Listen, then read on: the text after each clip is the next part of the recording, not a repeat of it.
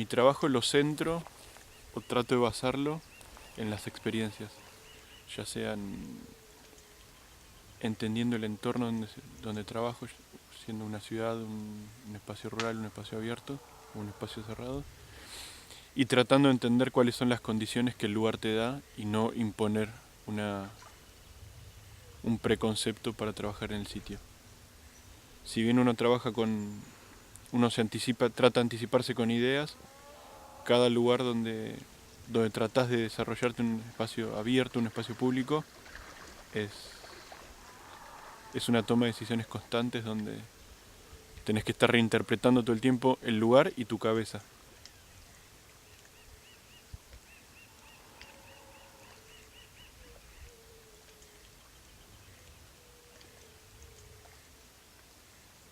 Mi trabajo sí está ligado en cierta parte a una raíz familiar, pero no sinceramente porque tenga raíces nativas, sino porque el entorno donde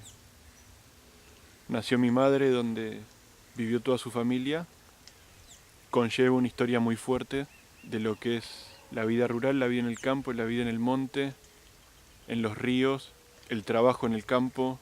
y ya trasciende un poco lo que es mi familia, sino que es una cuestión más social, sin terminar en un socialismo, sino en cuestión comunitario de lo que es el esfuerzo del trabajo en esos lugares, de lo que es el sacrificio, de lo que es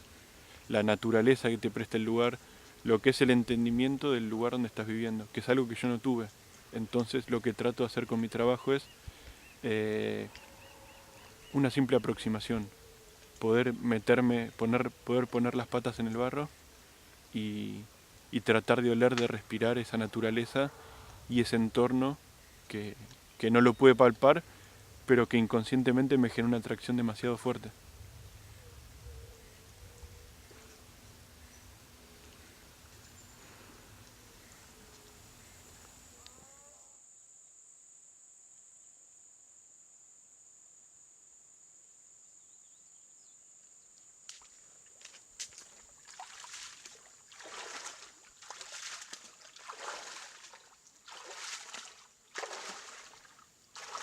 Lo que te genera